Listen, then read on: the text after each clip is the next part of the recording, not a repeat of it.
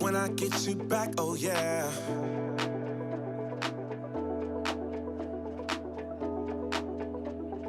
When I get you back, oh yeah.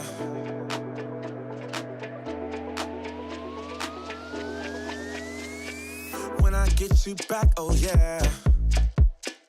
I promise you'll never leave me. When it comes to you and me, there's no one else I'd rather be with. Baby, I won't let you down.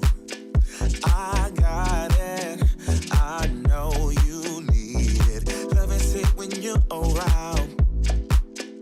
Oh, please say that you believe it. 'Cause I don't wanna lose you. I hope you feel that way too. No, I don't wanna lose you. Baby, don't go. Don't go. When I get you back, oh yeah.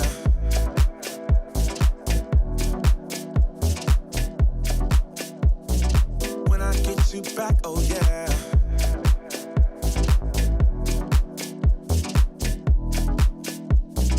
When I get you back, oh yeah. Oh, when I get you back, oh yeah.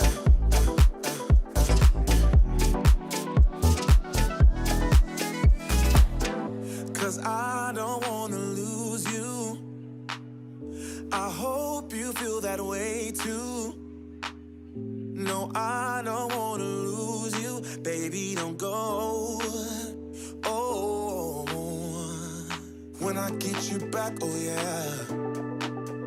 I promise you'll never leave me. When it comes to you and me, there's no one else I'd rather be with. When I get you back, oh yeah.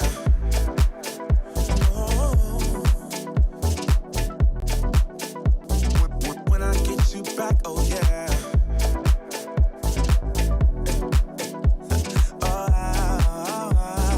When I get you back, oh yeah. Oh, when I get you back, oh yeah.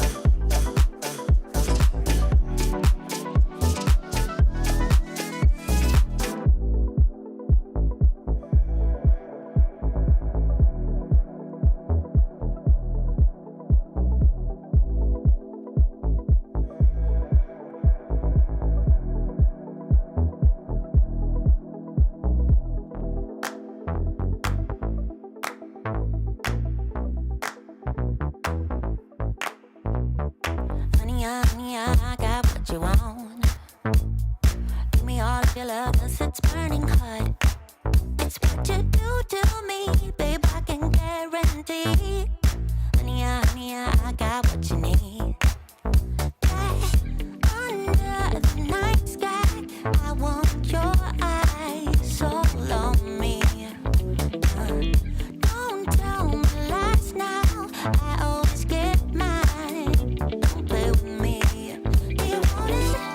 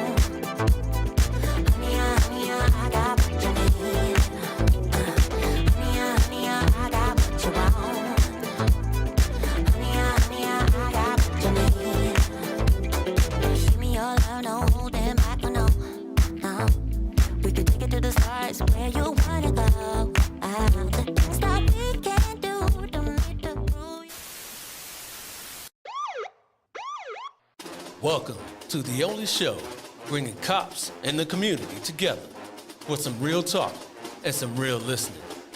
This is uncut. This is uncensored. This is Black and Blue Live. Hey, Black and Blue fam, what's going on? Welcome to Black and Blue Live. My name is Dale. Thank you for joining me on the show. I really appreciate each and every last one of you for checking out what I got going on here. This is Monday. You know, I usually do these on Sundays, but we all know what yesterday was. Yesterday was Easter.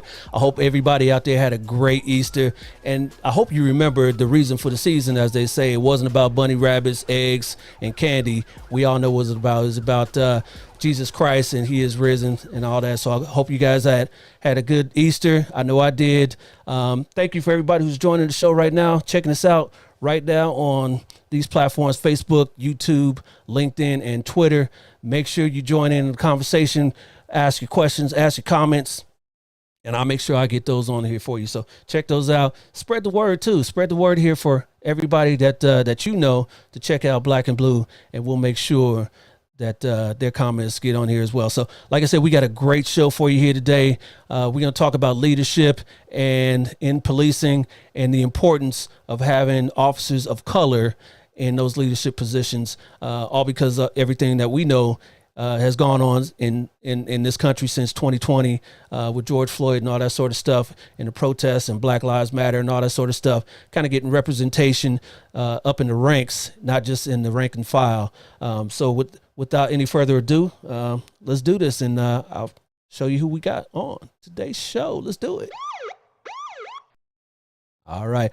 My first guest, he is the chief of police of the Redmond, Washington Police Department, all the way up there in the great state of Washington. Everyone, please help us. Welcome to the show, Chief Daryl Lowe. How you doing, sir? I'm good, Dale. Thank you very much for having me. Absolutely, sir. Thank you for coming on. So tell everybody a little bit about yourself and where you at. So, as you said, I'm Daryl Lowe. I'm the chief of police in Redmond, Washington. Most people know Redmond because of Microsoft. We are home to one of the biggest tech companies in the world. My department itself is 82 commissioned police officers, and we protect a population of about 76,000 resident community. On any given day, we bring in about another 150,000 folks to the Microsoft campus. I've been fortunate enough to be the police chief there for the last 2 years and 7 months. Prior to that, I served for 27 years in the wonderful city of Santa Monica, California, where I left there as a captain. Back to Redmond. So Redmond is, like I said, in the Pacific Northwest. Our demographics, we are a very diverse community, but not diversity like you typically think. It's not just white, Black, Hispanic. The vast majority of our diversity individuals from India or Pakistan or some of the Asia Pacific countries, in large part because of the tech influence that we have there in Redmond. All right. Thank you for your service, and down here in Cali, where I still am, and up there in the great state of Washington. Appreciate you. All right. Next guest here, I hope he's still here. He was on here a minute ago. Hopefully he still is. Everybody, welcome to the show. He is the chief of police of the University of Louisville Police Department out in Louisville, Kentucky. Everyone, please help me welcome to the show, Chief Gary Lewis Jr. There he is. How you doing, sir?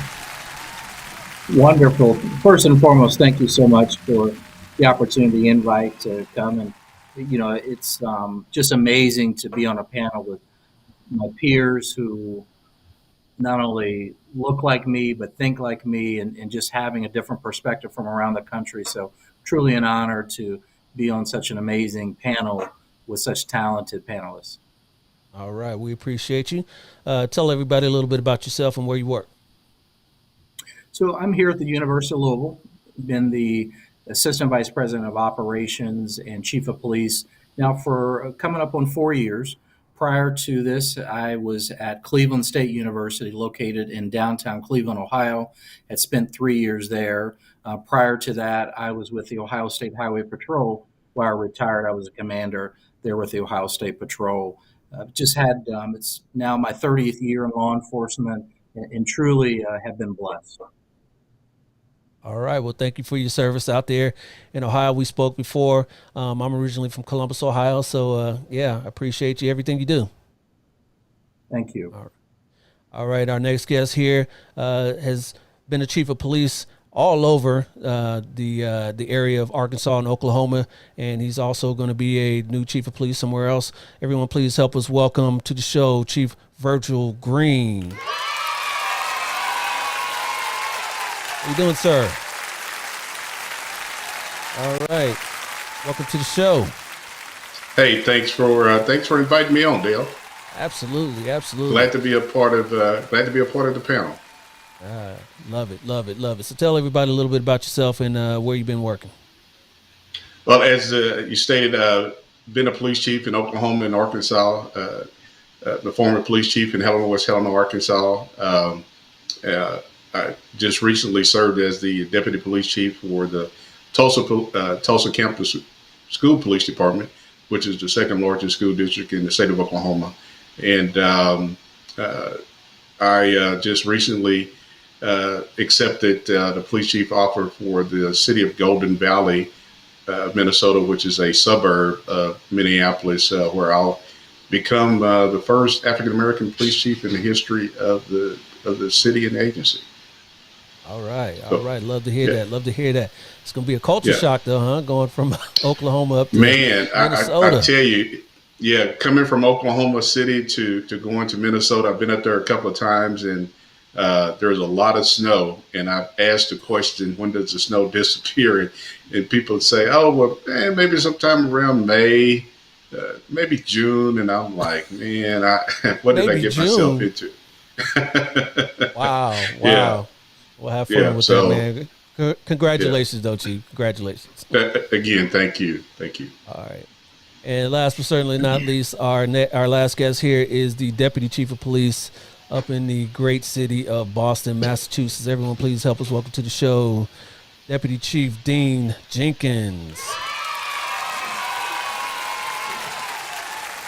How you doing, Dean?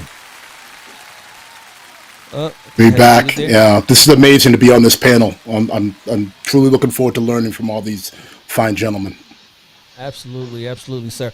Tell everybody a little bit about yourself and what you're doing right now. Sure. So I am currently the deputy chief of the Boston Housing Authority Police up here in Boston, Mass. It's a very unique job. We are a housing authority, so it's not like your traditional municipal police department.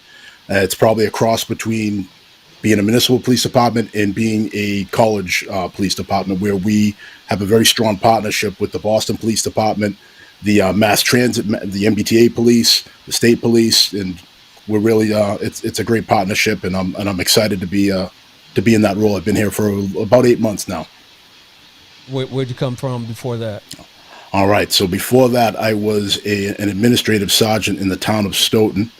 That's a suburb that's approximately a half hour south of Boston. It's probably one of the most diverse suburbs in all of Massachusetts, possibly even New England, where we have a black population that teeters somewhere between 15 and 20%. And I know where you gentlemen are. I'm representing the Northeast, and that is rare up in the Northeast to have a jurisdiction where you have that kind of diversity and you're not in an urban area. So that's what I was doing before I earned this role here. Absolutely. Well, congratulations on your new role, and we appreciate your service as well. Thank you. All right, ladies and gentlemen. So make sure you get your comments and questions in. We're gonna get to this conversation, so let's get to it.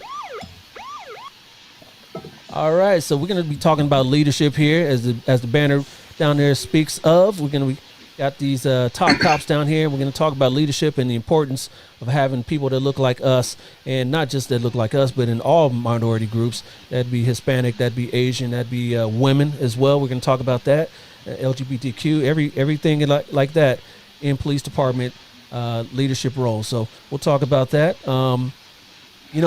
Dean just spoke of what his jurisdiction looks like. Why don't we ask everyone else what your jurisdictions look like? Does it kind of mirror what your department looks like as far as the rank and file, the leadership? What kind of does your jurisdiction look like? We'll start with you, Chief Lowe. So for us, my jurisdiction doesn't exactly mirror my community. As I said, my community is not your typical white, black, Hispanic. So we don't have representation from, say, our Sikh or Hindi community, our Pakistani community, et cetera. But we do have a good representation of female officers.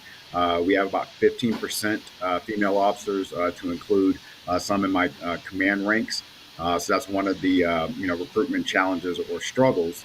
But as far as the LBTQ community, the department, even before I got there, was known as being very welcoming for that community. So we have representation there as well.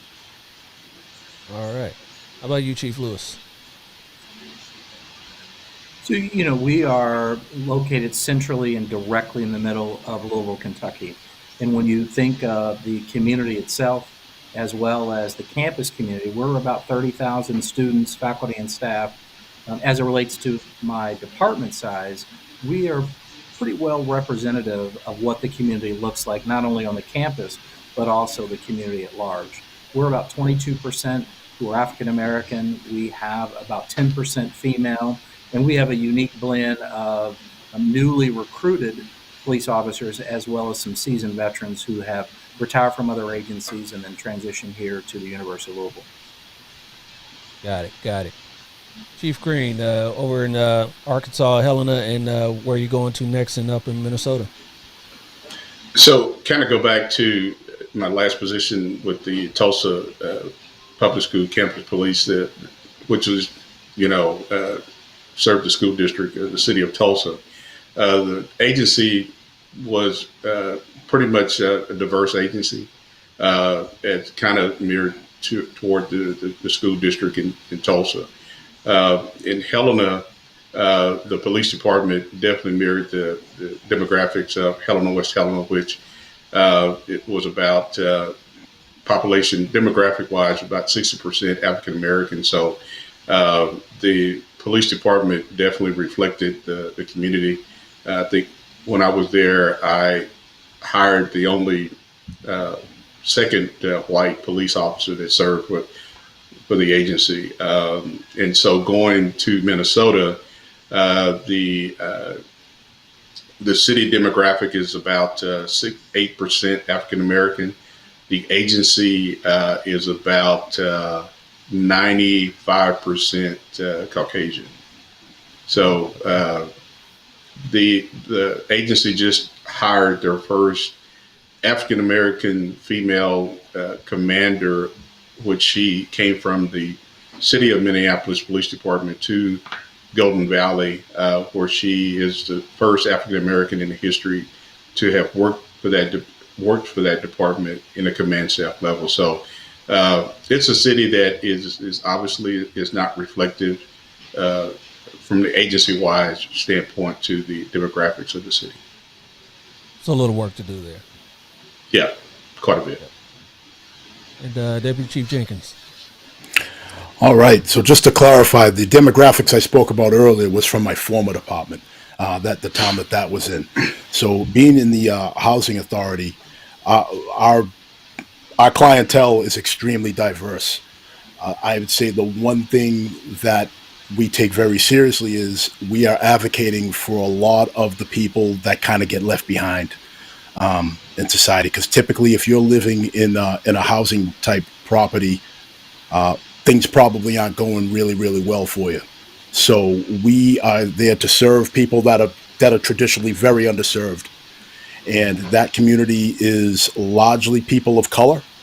But it is also we also have people like Chief Lowe said that are not it's not just your black and brown population. We do have a decent amount of Asian residents. We have people that are from Africa. They're black, but they are from different countries in Africa. Yep. And we have everything in between, and we have a decent amount of white clientele too. So we are all over the map as far as what we have and the people we serve. Got it. All right. So all you guys being in upper management and police departments, what do you guys think is the role of a police chief in 2022? Overall, what is the job of a police chief? But in today's day and age, what do you guys think is the role of a police chief? And I'm going to say, I think the role in 2022 is that the police chief definitely is going to have to be the face of the agency, somebody who is telling the story of that police department, being the messenger of that agency, and just being the voice, and not. Obviously, you've got other individuals within your agency that need to have that role as well. But I think in 2022, in moving forward, there has to be a strong voice in those administrators that serve those agencies. Yep. Anybody else? I would say, much like in the times when you were a street officer, you had to be many things to many people, and you had to wear many different hats. I think in 2022, as a police chief, as Virgil said, you have to be the face of the agency, but you also have to take care of, I'll say, family internally, right? Officer wellness is very important. You have to ensure, there's a work-life balance, and that's a bit different from 30 years ago. I'll say in my time, on the road. You also have to be, they talk about being apolitical. You have to be very politically astute and understand the dynamics. We're currently in an environment where we're talking about reimagining what policing is. And as the agency head, you have to embrace that. It's not just about, locking up bad guys, but it's about meeting people where they are and addressing those needs of your community, be it mental health, be it housing insecurity, be it security. And these are typically that not what you signed for necessarily when you became a police officer, because it was about, chasing bad guys. But we've become much more than that. And as the professionals that we are, we need to embrace that and look at programs and look at how we partner with our other city departments and our other providers within the community, so that we both have a seat at the table and that we have a voice, in this conversation about how we move forward together as a society and as a community. Indeed, Yeah, indeed. I will say 21st century policing is so different. And for us in these leadership roles, when we all started 30 years ago, it was not uncommon for a police chief to stay in a position 10, 15, 20 years. But I think that things have evolved so quickly that we are having to measure our leadership timelines really within anywhere from 18 months to about 7 years max. And so I think the expectations are higher, the stakes are significantly higher. And so we're having to do a lot more with less, and understanding all the dynamics that go into this profession, as Chief Lowe mentioned, with officer wellness.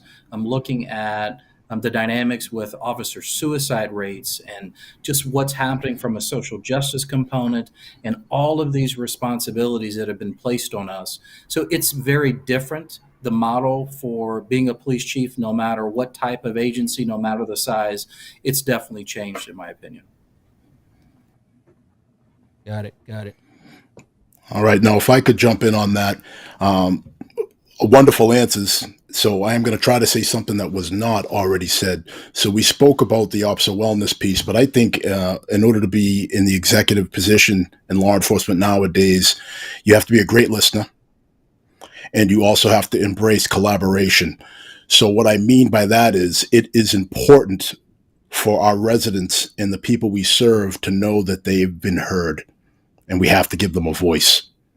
That's the first thing. The second thing we need to do from there is we got to look in the mirror a little bit. We got to realize that the whole, like when I first came on, and all of you, I'm sure, a lot of policing was about trying to solve a problem with a hammer, trying to use brute force to solve all these problems. Well, that didn't work.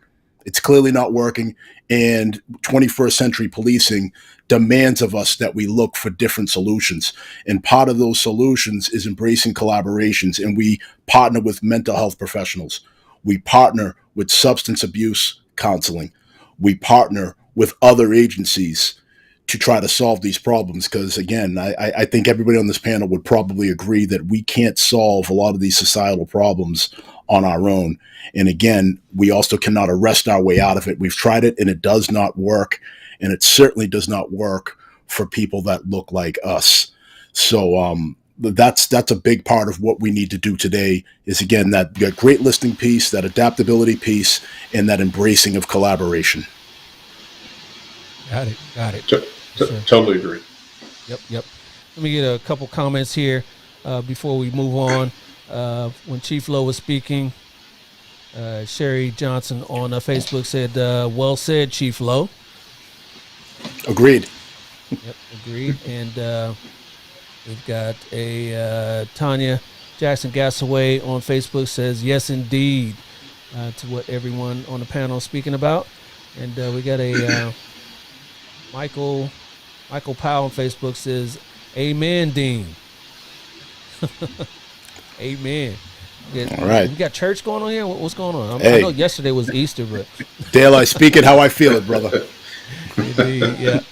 And hey, I've got to say this, man. That Boston accent is coming out the more you talk. Isn't it, though? I promise you it would. I just had to say that, guys. I had to say that. Let me tell you something, Chief Green. It takes broad shoulders to be up here with all you West Coast folks. All right. So. Yeah. Well, they are west of, well, at least Chief Green and Chief Lewis are. I'm in the middle. West of you. Yeah, west of me. You, anything past New York is west for me. Yeah. Good Lord. And let's see. Sherry also says yes. Deputy Chief Jenkins, solutions by collaboration. Absolutely. Steve Tavares on YouTube says Jenkins has the map to success. Okay. People loving that Boston accent there. And in response to what you said there, Chief Green, we got some laughter talking about the accent there, but I'm sure more of that is to come as we move on. So, all right. So we spoke about what your department kind of looks like in relation to the communities you guys serve. What about your command staff? Does it kind of look like you? Are there more minorities in your command staff? I don't know what your makeup of command staff is. Is it lieutenant and up? Do you have more minorities in positions of leadership in your respective departments? I'm gonna say, I'll jump in first. When I was in Arkansas, my command staff definitely looked like me. The whole command staff was African American, which in Arkansas is just kind of uncommon, just kind of like in Oklahoma. Yeah, you said Arkansas, huh? Right? Okay. Yeah. So it's a little different. So you don't see that in a lot of different agencies across the country. And the agency size was mid-size. It was probably about 40 police officers. So, but typically you don't see just entire black command staff with police departments across the country. Wow. Can I follow that up? In mine either. Yeah, for the agency that I'm at now, my command staff is very new. I had a turnover about 10 months after I got there. Two of the captains that were there competed for the job, that I got, and then ultimately they went on to become chiefs in the area. So I had a brand new command staff. Like I said, I'm an agency of about 82. I have about 10% African American, but presently none in positions of command. I do have a female lieutenant and then a few female sergeants. So it's definitely an area that I'm working on, and in working with the rank and file officers of color to get themselves in positions to attain positions of corporal, sergeant, etc. Dean, so I just wanted to jump in really quick. Dean, jump into that because I felt some kind of way when Chief Green was talking. Having a mostly black command staff is unheard of where I'm from. I couldn't help but smile when you said that because it's something that that I've only ever dreamed of. It's like I said, I wouldn't even know it if I saw it. It's so rare here. I know that where I'm at, my chief, the gentleman that hired me, is black. And as far as I know, we are the only black chief and deputy chief combo maybe in the Commonwealth. If there's another one in the entire state, I don't know. Maybe there is, but I haven't seen it. So it is extremely rare to have multiple members of command staffs outside of maybe, say, the city of Boston that are of color. And Chief Green, I'm blown away by that. I can't even imagine that. And it just means a lot. It's great to even hear that. Yeah, let's get that a round of applause real quick. Yeah. Chief Lewis. Yeah, I'd say for us, we're 50 sworn personnel. We're diverse, but I think one of the challenges that I'm seeing, not just in my department, but I think across the country, is just getting this next generation of leader and the rank and file to desire to get to where we're at. And I think that's a conversation within itself that oftentimes you just don't see that passion, that hunger, and even the inquest to say, what do I need to do to get to the next rank? What do I need to do to become this next police chief of the future? Let's face it, as I share, I'm been big in succession planning. I think that development is critical, but I see a lot of young people just don't have that desire. And so I struggle with getting them to want to be where we're sitting here on this panel. Yep. And that's just really, and we'll speak about that as far as recruitment, but even getting people wanting to be involved in this profession nowadays is pretty tough, and having a passion for that is pretty tough nowadays as well. Yep. So a couple more comments here. We got where we go there. Stephen Tavares says Chief Lewis speaking facts. Agreed. We got Michael Powell on Facebook says excellent point, Chief Lewis. And also on Facebook, Charles Wilson says they need proper mentorship to create the desire to become leaders. Let's talk about mentorship. What do you guys think about mentorship? People kind of mentored each of you to attain these positions. Was that something that you guys had to seek out, or did someone kind of see something in you and wanted to kind of push you along a certain path? How did that work out for each of you guys' careers? I'll shoot first. I was very fortunate that I think for me it kind of worked both ways. I had some individuals that kind of reached out and pushed. Others I sought out on my own. I was very fortunate. Like I said, I started out in Santa Monica, California. Jim Butts was my police chief, now the mayor of Inglewood. So he hired me and promoted me twice. I saw what he went through as the first African-American chief of an agency. I was then fortunate enough to work under and also work with Jackie Seabrooks, who was the first African-American female police chief, and to see that.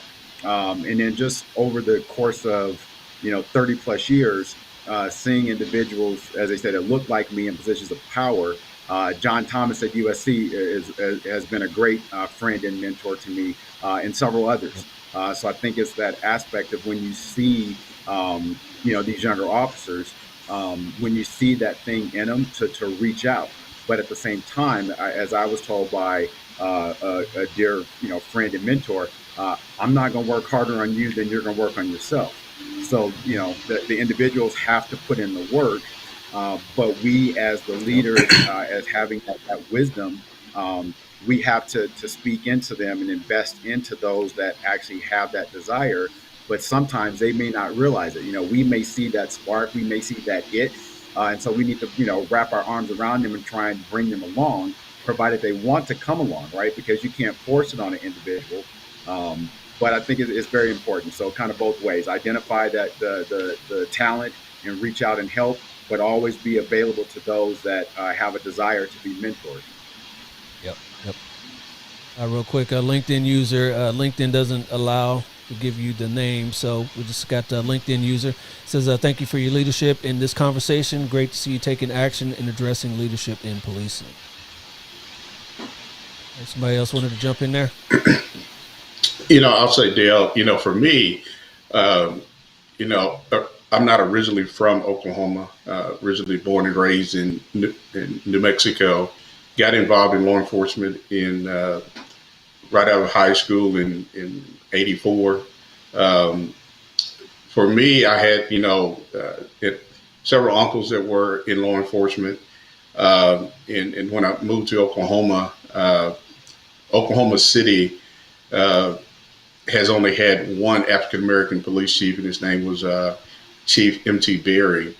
And one of the things I learned from him when I became a police chief in 2000 was the fact that no matter what size of agency that you are the police chief at, whether it's a small agency, mid-size, or major city, that the title of police chief is something that definitely earns others respect, and it's how you carry yourself. And so um, throughout in here in Oklahoma, there's not a lot of black police chiefs. I've actually was the first African American to serve on our Chiefs Association executive board. And so for me, I've tried to put myself in positions to where having seen others who look like me to put myself in positions to where somebody who looks like me serves on that organization.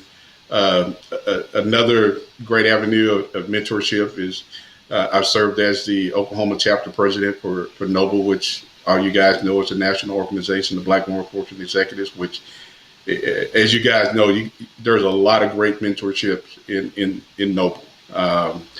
When you go to a NOBLE conference, you see so many others who look like us and talk like us, who valuable resources and information that you can reach out to. And so just like, good friend of mine, Chief Humphrey, who is my co-host on our podcast show, he and I connected when he came from the Dallas-Fort Worth area to Oklahoma City about some 15 years ago. Another great person who's been a good mentor. So again, when you can network and connect with individuals across the country and reach out to them for advice and for information, it helps you become a better leader. And in turn, what you're doing now, you're going to be able to take that leadership advice that you got, and you're going to help somebody come up through the ranks to be the next leader in the positions that we're currently holding. Right. Yep. Anybody else want to jump in there before we move I'll on? defer to Chief Lewis. I'm the junior guy on the panel, so I'll go last. Hey, this is free form. You can jump in whenever you feel it. Get in where you fit in. I thank you, sir. Appreciate that.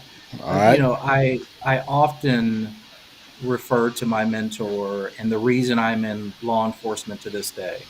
And the second African American to ever join the rank and file of the Ohio State Highway Patrol, his name was Gilbert Jones. Just an amazing leader and mentor who was solely responsible for me getting into law enforcement. And I reference him often.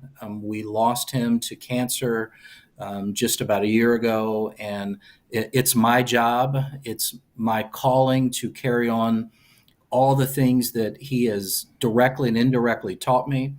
I believe very, very heavily in mentoring and leading the next generation. I don't believe that the patch on my shoulder should dictate who that is provided to. I think that I've told, from teaching to interacting with this next generation of leaders, that I always make myself available, that I will stop doing what I'm doing to be able to provide them those nuggets of information, of really trying to make sure that I prepare them very differently than even some of the experiences that I had.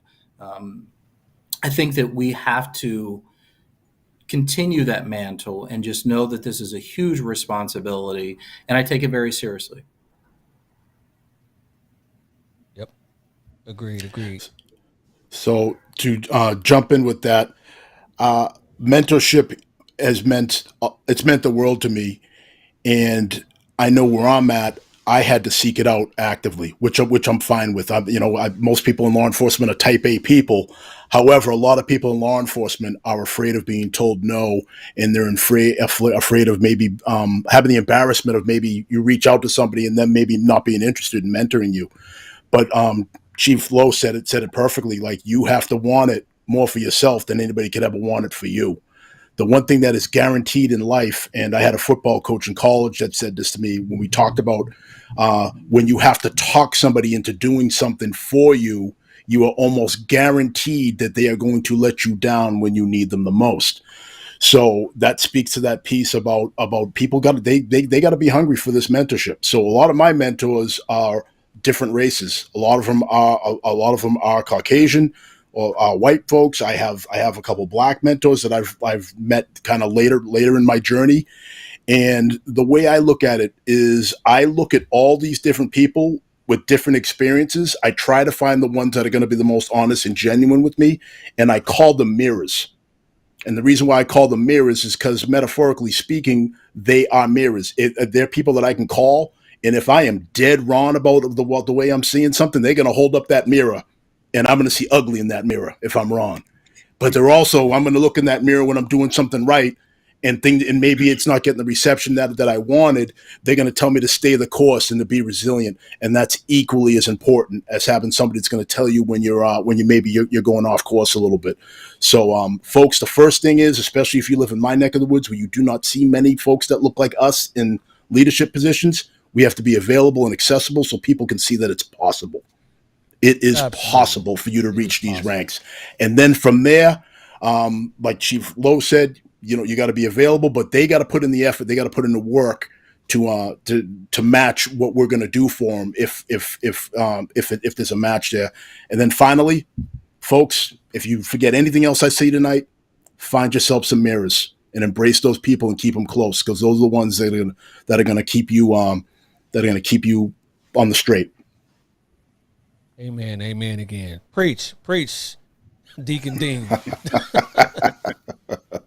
Hey, I got a few mirrors up in here, but I use those for another reason. But another couple comments here real quick.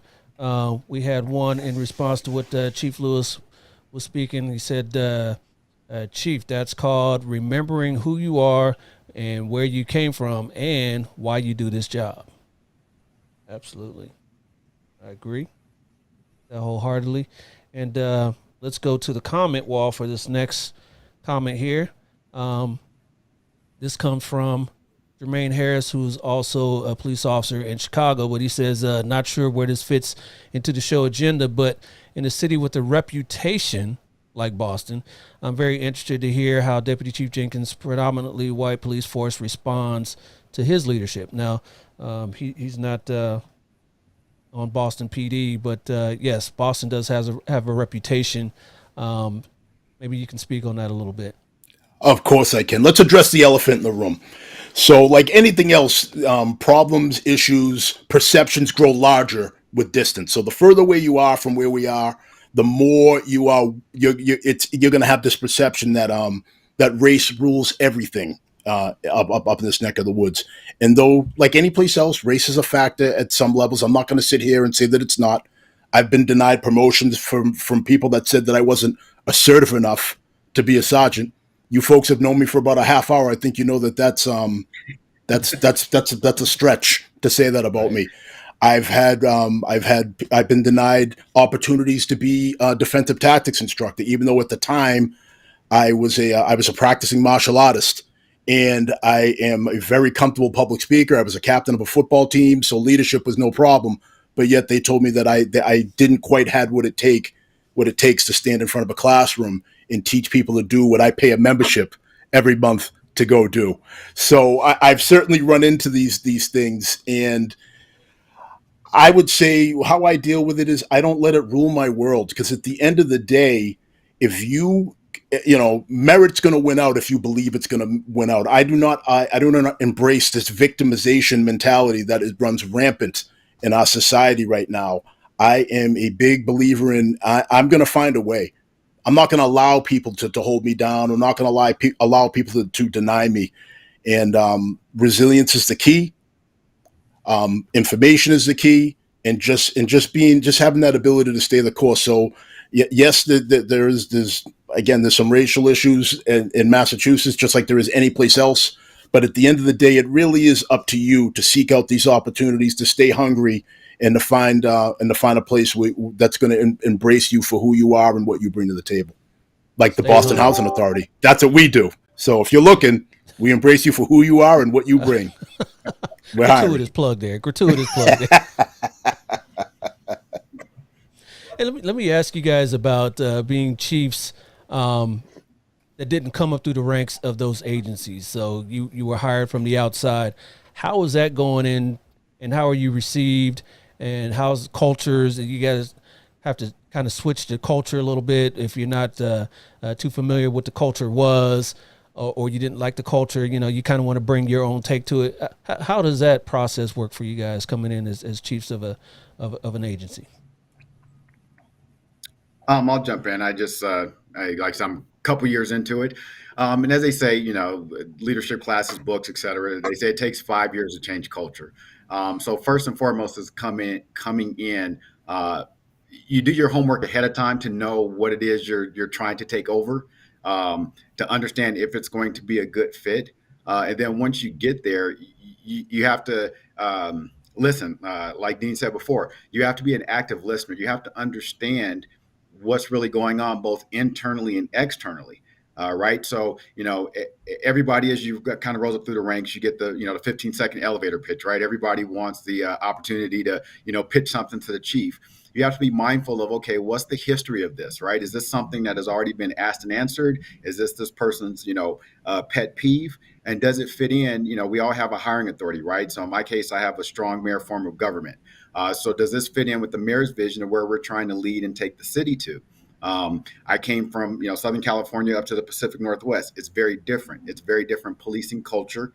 So you have to be mindful of that, and you can't do it all at once, right? You have to very slowly and gradually, identify your vision, identify what your strengths and weaknesses are as an organization, understand what your strengths and weaknesses are within your command team and command structure. As I mentioned earlier, my command team is very new because my senior commanders left and became chiefs elsewhere. So I had to make a decision as to whether or not to go outside, bring others in, or promote from within, understanding that it would be more work for me to promote from within. But that's ultimately my job and my role, because if I bring in outside folks, they would be just like me.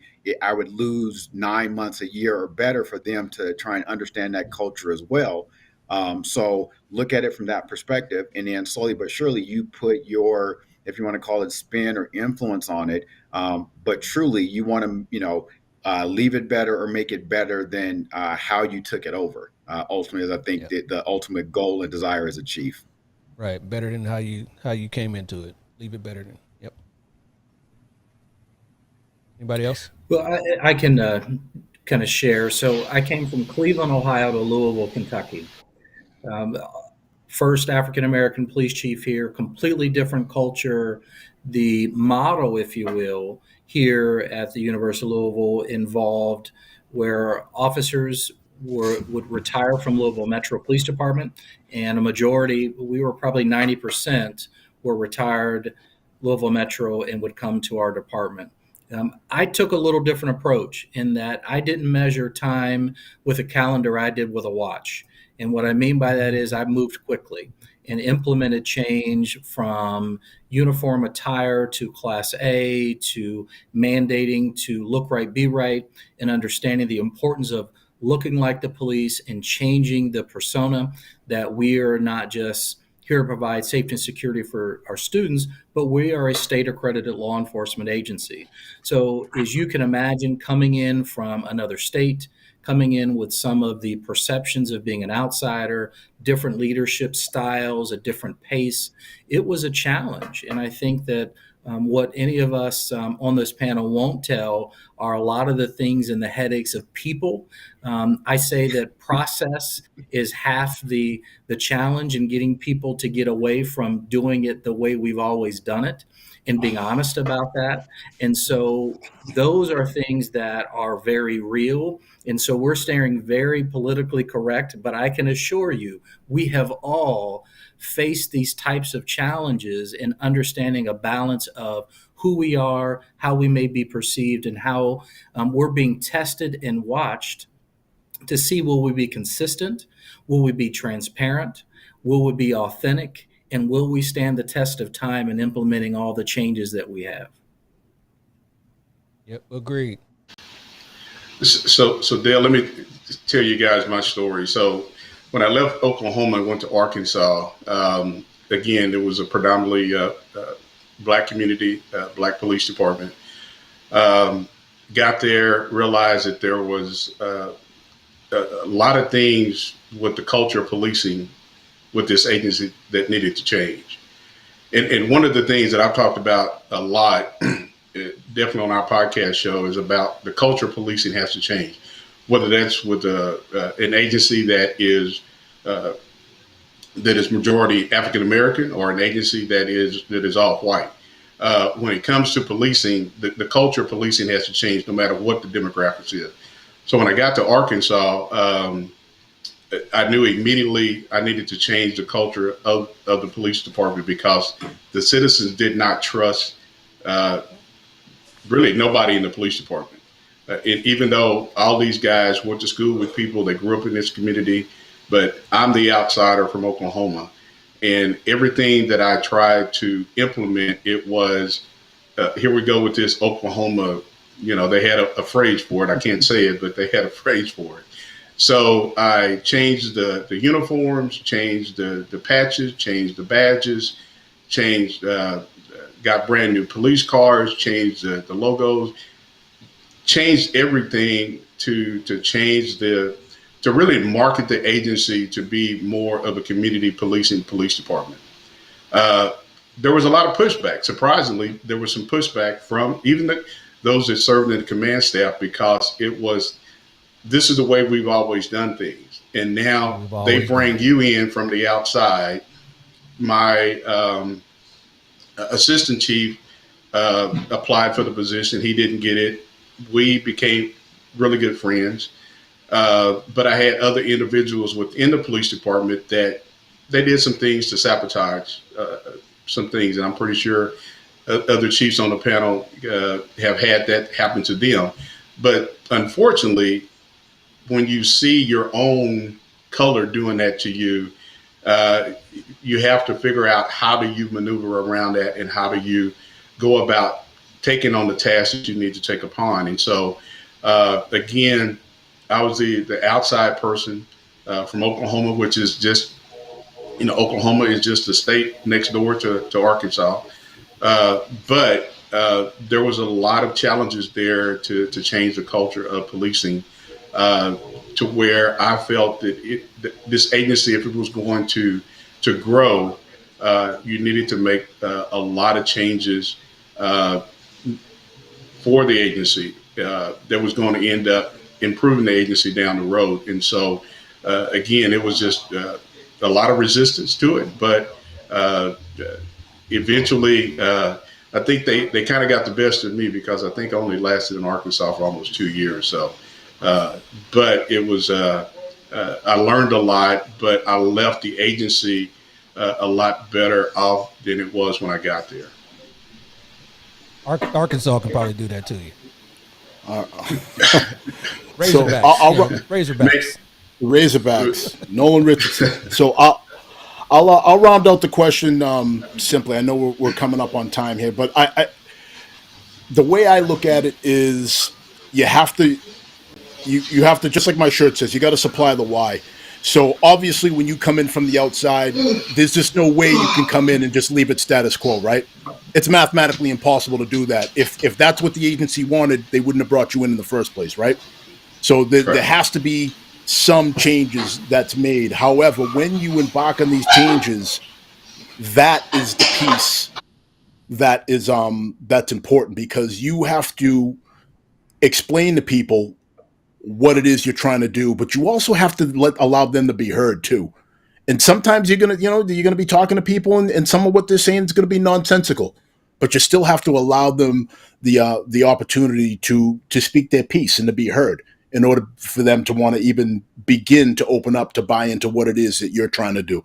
Another piece that I think is important is procedural justice. So that is not just a 21st century police buzzword. That is something that's real, because we are expected to give people procedural justice on the street, right? That's one of the things, that's one of the core tenets of 21st century policing. We give people a voice and we hear them out, and then we are fair in the way we dole out the procedures. But folks, we got to do that with our own people too. Like, we can't just say it that we're going to do it to the public and then be unfair to our own people and our own processes and be unkind in our own processes. Like, yes, as we all know, sometimes we got to write folks up. We got to suspend folks. We have to tell folks they're no longer attached to this unit or that team. Like, that's life altering for some people. And for some people, these certain niches become their identity. So we have to be very human when we take those away from people. And I think that is all part of the procedural justice piece that doesn't get talked about enough when you talk about in agency change and moving forward. So I don't know, just food for thought on there. I don't know if anybody had any thoughts on that. Yeah, absolutely. A few more comments here. We got Tanya Jackson Gasway says, Chief Green, you hit the nail on the head. People today do not like changes. We all know that, right? Yeah. Also, we got Charles Wilson says true reform will require that the culture of the profession be changed. We're trying, Charles. We're trying. Yeah. Yep. And Sherry Johnson again says, yes, 21st policing applies internally as well. Speaking of what Dean just said there. Yep. Agreed. Hey, Dale, let me say this real quick. So the agency I'm going to in Minnesota has already, when I talk about the changing the culture of policing, here's an agency that the city has decided to bring in their first African American police chief from the outside. The agency has had a lot of senior officers already resign from the agency, and so when you talk about the culture of policing, and when you talk about bringing in an African American police chief from way on the other side of the United States, you have individuals who make a decision pretty quickly that they don't want to work for a black police chief. And so I think when we talk about leadership in policing, there's a lot of things that sometimes that we can talk amongst each other about, but we just don't talk about it in a public forum like this here. And so it goes to show you that if you are leaving because of a black police chief coming in, and this is the first time that you've had to work under an African American police chief in your law enforcement career, you have to question, why are you really in policing? Because it shouldn't matter the color of a person's skin, whether it's a black male or a black female or Native American, Hispanic, or whatever.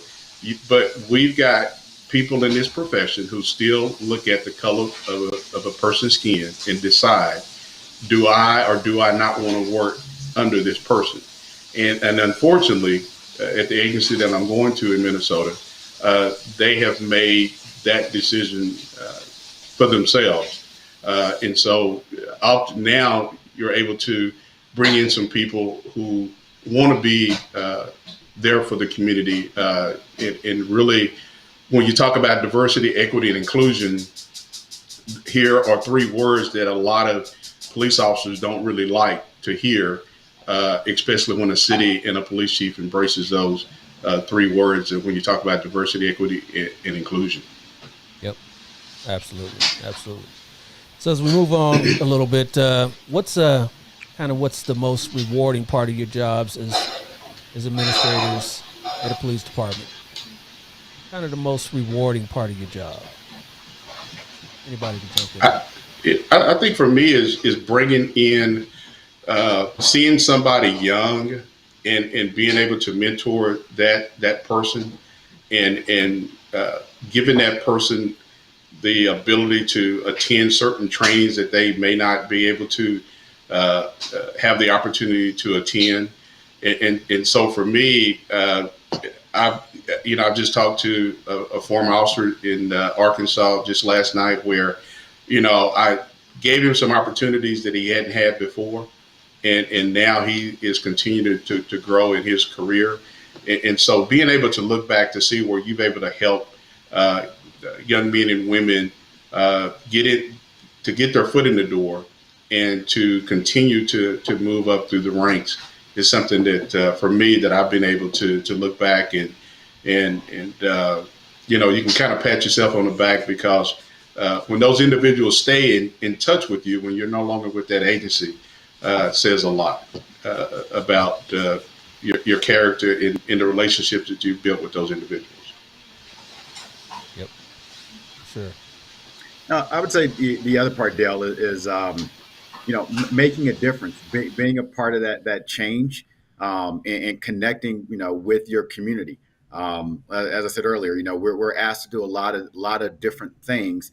Kind of how Dean said, right? It's about collaboration. It's about working across lines. It's not just about, putting people in jail, but it's about making a difference in a community. It's about making a difference, in people's lives, both internally and externally. Like Chief Green said, seeing that young officer that has that drive and that passion, and working with them and helping them chart out a course, for promotion or for a special assignment, but even working with, some more of your, I'll say middle tenure folks, right? And to help them understand why change is necessary, why change is important, and then educating, your electeds, right? Going through that process, and that can be very challenging, at times, but they brought you in, for a reason.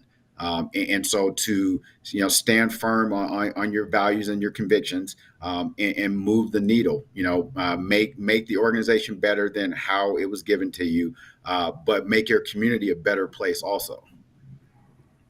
Yep. Agreed.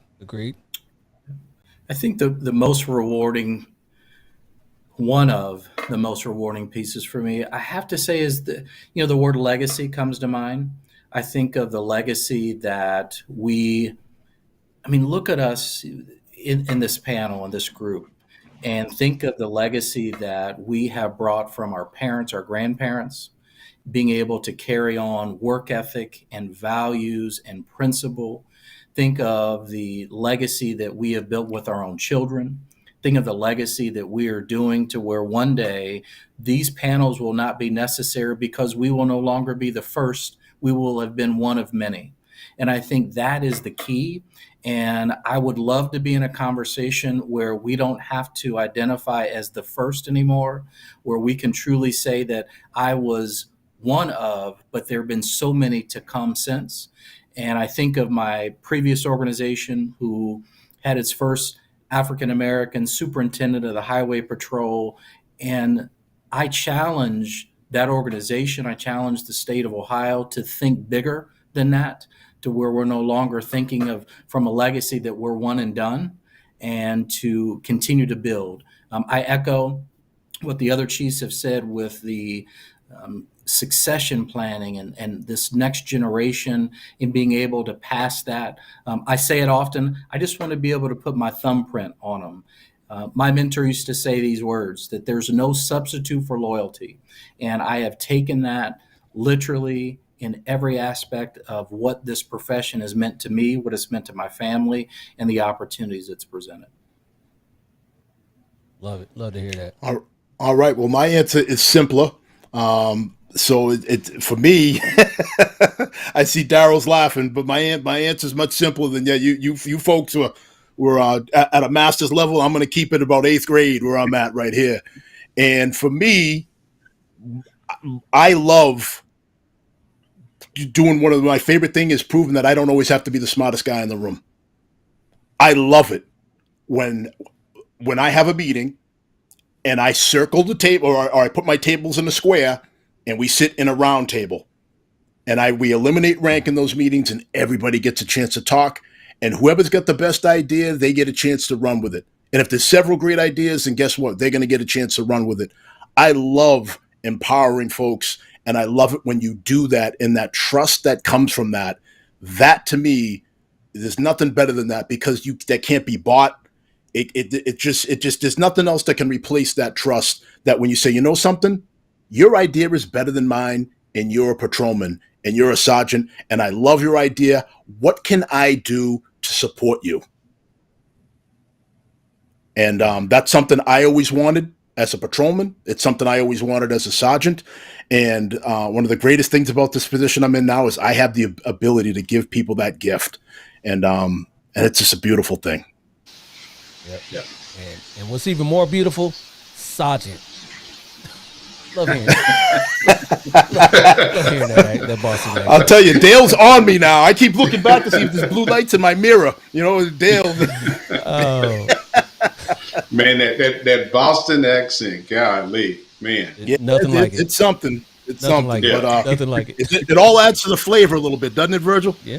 Yeah, it does. It does. Yeah, it does. You know, I think when you listen to a Boston person and then you listen to somebody from Louisiana, man, it's just like all you can do is just sit there and listen. You know? That's another unique accent too. Yep. Nolans. Well, hopefully it doesn't detract from the point I was making, though. No, it doesn't. Oh no, brother, it didn't. No. All right, gentlemen. I appreciate everything you guys were speaking about today. But before we get out of here, because you were not done yet, we got a little something. I told you we're going to play some trivia here for you. So check out this. This is called Family Game Night. Family Game Night. And in Family Game Night, your category today is Big Shoes to Fill. Big Shoes to Fill.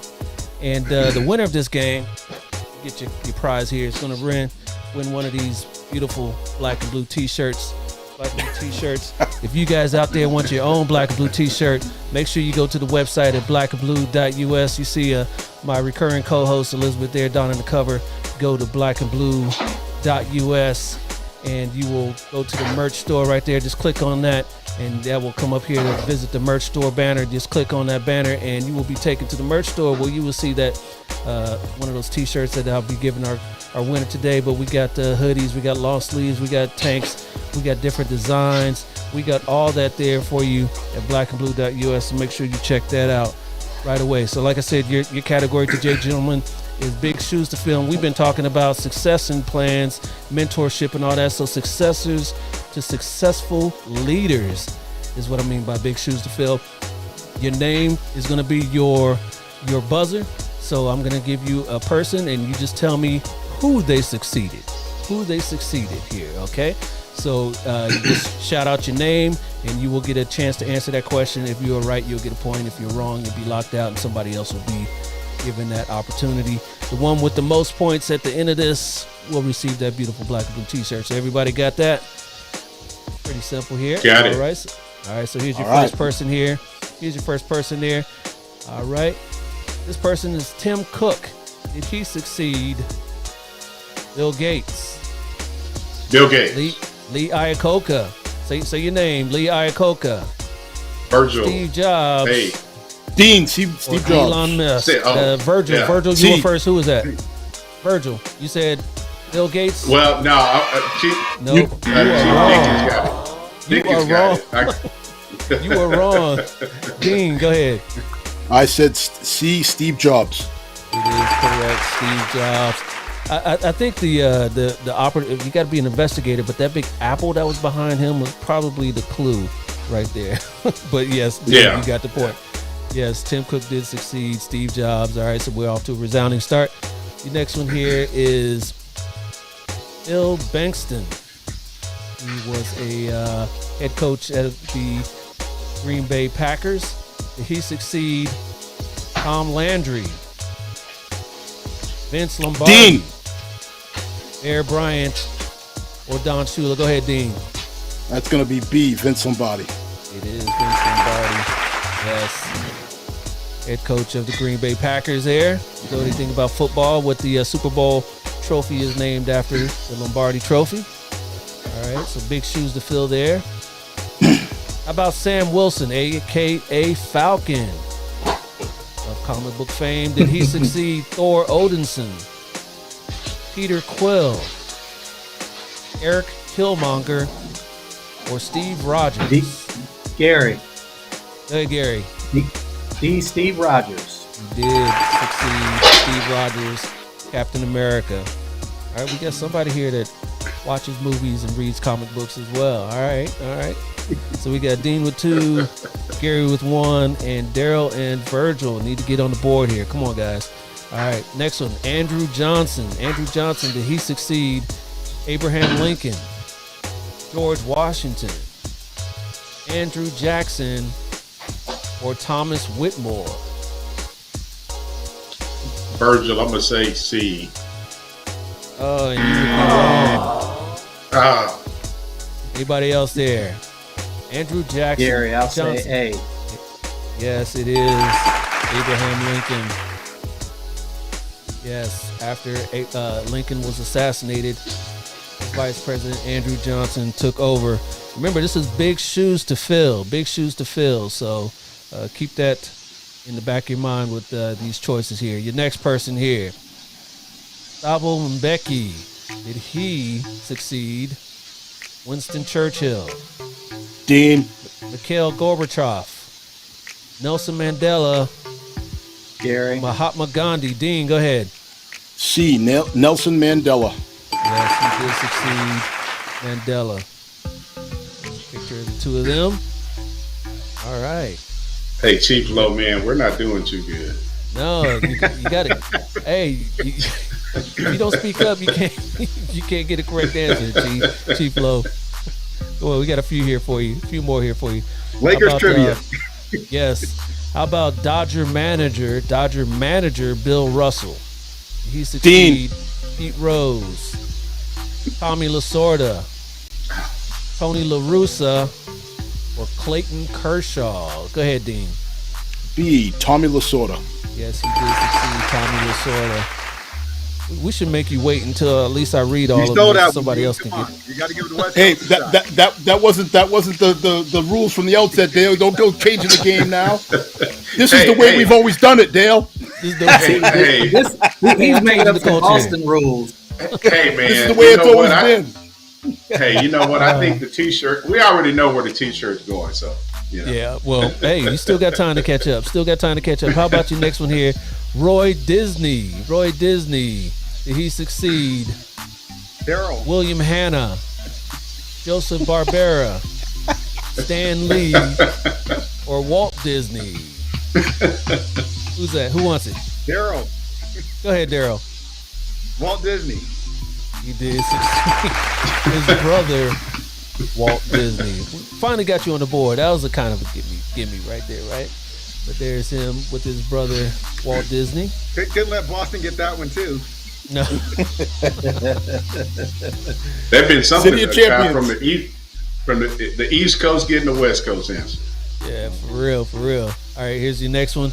Rudy Tomjanovich. This is with his stint with the Lakers. Oh, Did he succeed? Lakers.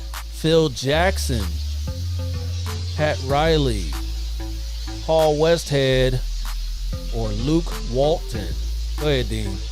That's going to be B. Pat Riley. That is incorrect. He did not succeed, Pat Riley. Virgil. Go ahead, Virgil. C. C. Paul Westhead. That is incorrect. Phil Jackson. Daryl. Go ahead, Daryl. A. Phil Jackson. He did succeed, Phil Jackson. Yes. All right. Dean didn't know everything he thought he knew. All right. How about Tim Floyd? Tim Floyd, the head coach of the Chicago Bulls. Did he succeed? Doug Collins, Bill Cartwright, Scott Skiles, or Phil Jackson? Go ahead, Gary. I'd say he succeeded Collins, A. That is incorrect. He did not succeed. Dean. Virgil. Go ahead, Dean. If it's big shoes, it's got to be Phil. Phil It Jackson. does have to be Phil, yes. He succeeded Phil Jackson. Remember, Phil Jackson coached the Bulls as well. He coached them first before he coached the Lakers. All right. So Dean's got 5. Daryl's got 2. Gary's got 2. And Virgil, big fat donut. Come on, Virgil. I know, bro. Let's get on the board here at least. Miles Morales. Miles Morales. Did he succeed or will he succeed? Tony Stark. Bruce Banner. Peter Parker or Clark Gary. Kent? Was that Gary? Peter Parker. Yes, Peter Parker will succeed. Peter Parker as Spider-Man. Actually has his own comic here. Did anyone see Into the Spider-Verse? He was... No? Okay. Maybe Gary did. All right. I'm a comic book nerd myself, so I had to throw those in there for you. I am. All right, how about Lyndon B. Johnson? Did he succeed? Ronald Reagan. Gary. Theodore Roosevelt. Donald Trump or JFK. Go ahead, Gary. JFK. He did succeed JFK after his assassination as well. Gary's catching up here. We've got 4 and Dean's got 5. And there's only a couple more left here. So come on. Let's get you on the board, Virgil. Come on, at least one. Come on. I know, man. Okay, Yankee manager Joe Girardi. Did he succeed? Yogi Dean. Berra, Joe Torre, Billy Martin, or Bill Parcells? Go ahead, Dean. B. Joe Torre. Did succeed Joe Torre. And Bill Parcells is a football coach, so obviously wasn't him. All right, yeah, there's the 2 together. And last but certainly not least, Mike Tomlin, Steelers head coach. Did he succeed? Chuck Noll, Terry Bradshaw, Franco Harris, or Bill Cowher? Was there somebody else other than Dean? Gary. Gary. Bill Cowher. Yes, he did succeed Bill Cowher. All right, but yes, that was a good game there. Big shoes to fill, successors to successful leaders.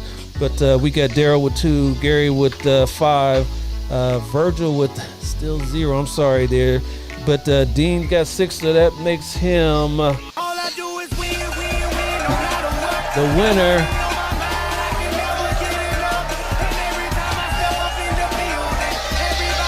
Got to be more excited there, Dean. More Hey, excited I've got a question. Yeah, go ahead. Dean, how many T-shirts do you have, brother? How many of these? Yeah, no, of black and blue. Oh, I have none. This will be my first. Because, brother, it don't seem like it. What can I say? You know, The fix was East not Coast, in. broad shoulders, deal with y'all. If anything, I would have been rooting for Chief Lowe being a West Coaster and then Dean's of Boston. You know, we got Boston and LA. You know, but Hey, boy, Dale, you've been against me the whole show, man. Fair and square.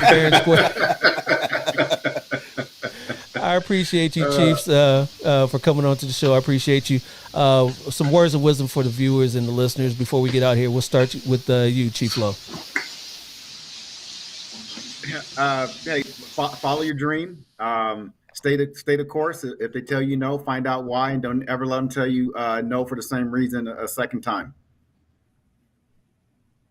Great words to live by. Chief Lewis. Quite simply, in the words of my mentor, if you lead with your heart, your feet will always be in step.